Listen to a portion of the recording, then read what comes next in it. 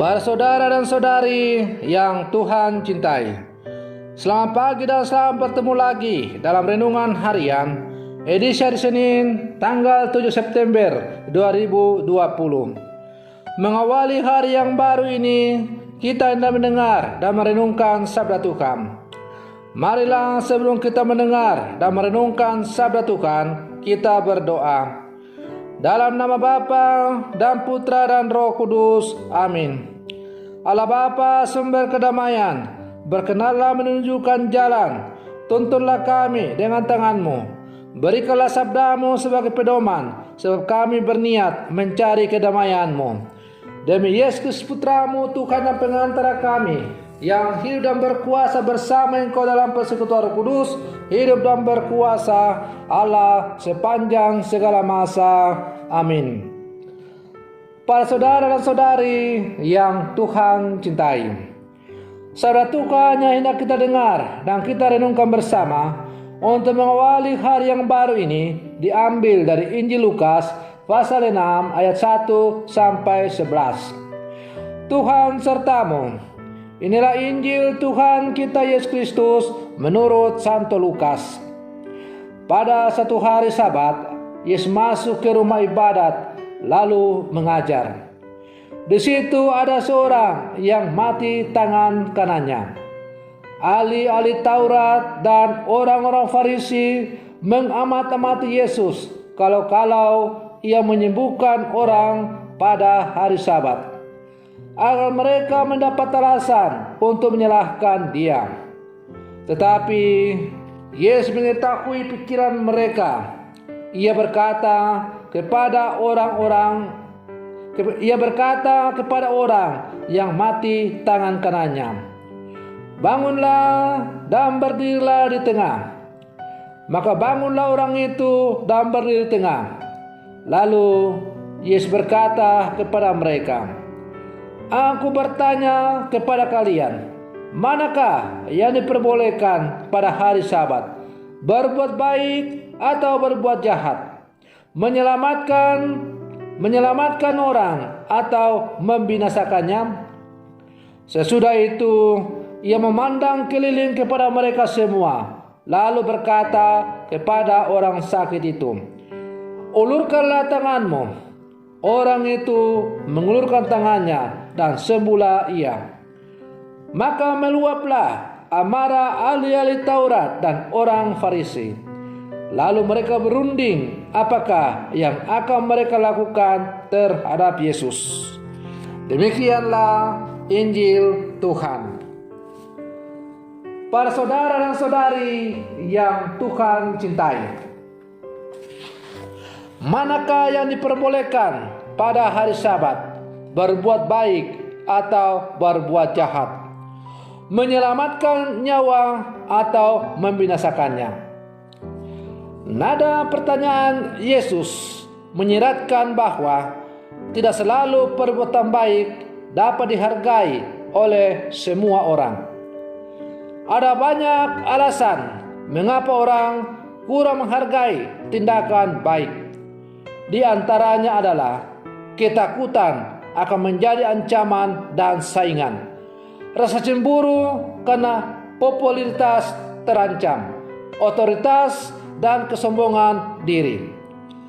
Para saudara dan saudari yang Tuhan cintai, popularitas Yesus menjadi ancaman bagi orang-orang di zamannya, terutama para ahli-ahli Taurat dan orang-orang Farisi.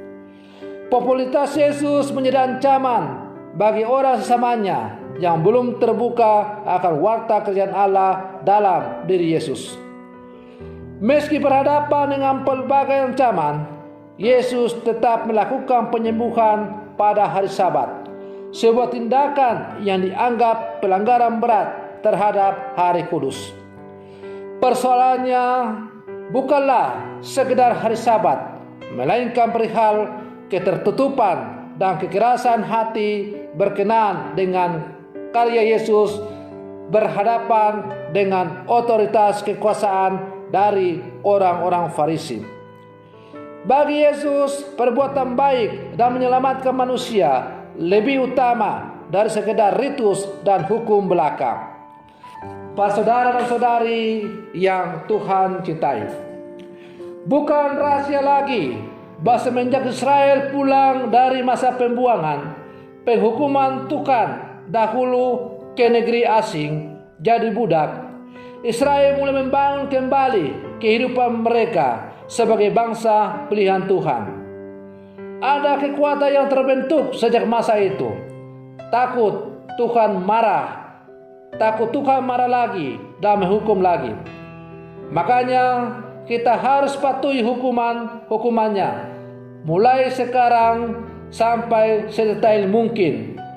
Jangan sampai Tuhan marah lagi dan pembuangan Israel terulang kembali. Para saudara dan saudari yang Tuhan cintai, dan otoritas untuk menjaga supaya orang-orang Israel itu tidak melanggar hukum-hukum Tuhan itu secara ketat adalah pada orang-orang Farisi atau para ahli-ahli Taurat, para imam dan sebagainya. Kelompok yang sangat berpengaruh dalam kehidupan keagamaan orang-orang Yahudi. Di tangan mereka inilah nasib keselamatan orang Israel ditentukan. Celakanya bahwa dalam menjalankan mandat mereka sebagai tokoh agama, ternyata mereka mengesampingkan apa yang dikehendaki oleh Tuhan. Hukum yang diberikan oleh Tuhan sebagai sarana untuk mengantar umat Israel semakin dekat dengan Tuhan, ternyata oleh para tokoh-tokoh agama pada zaman itu diformalkan menjadi sebuah ritus belaka demi untuk mempertahankan status quo kelompok para tokoh agama di dalam agama Yahudi itu.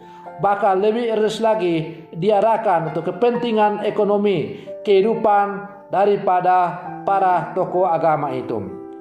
Para saudara dan saudari yang Tuhan cintai, maka dengan alasan itulah kita bisa memahami kenapa para ahli Taurat itu menjadi sangat kesal dan marah pada tindakan Yesus yang menyembuhkan orang sakit di hari Sabat.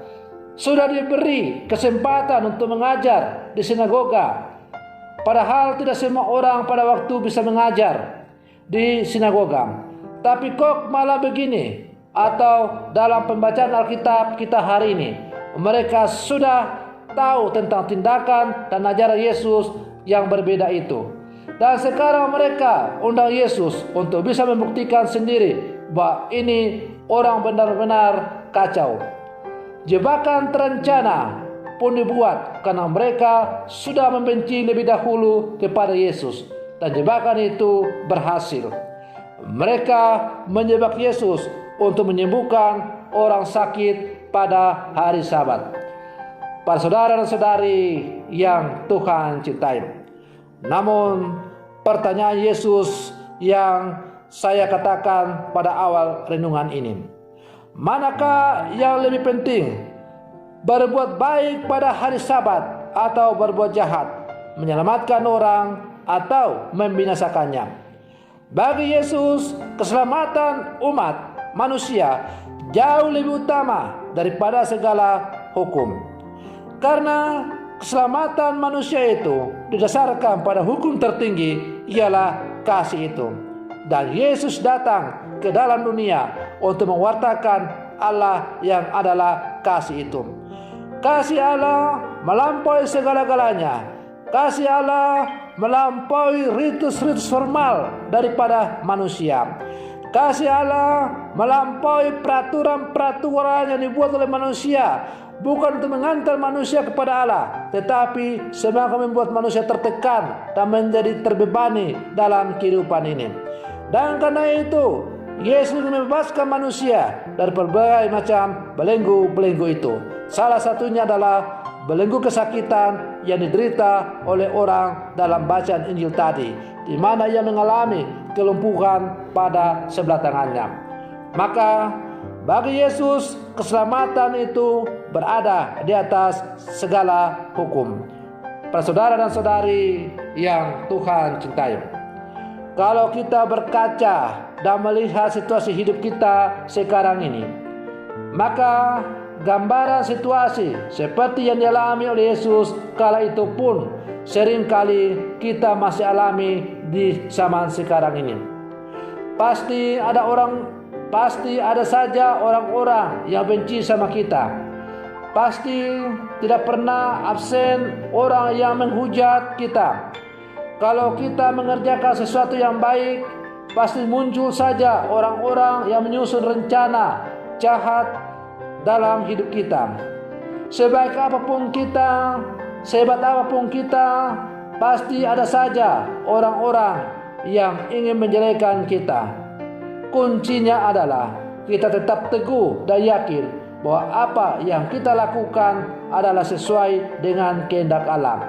Sehingga kita tidak perlu takut menghadapi segala macam-macam tantangan. Para saudara dan saudari yang Tuhan cintai, sebagai murid-murid Yesus yang hidup zaman sekarang, kita pun pasti mengalami hal yang dialami oleh Yesus pada zamannya. Tetapi kita tidak perlu takut.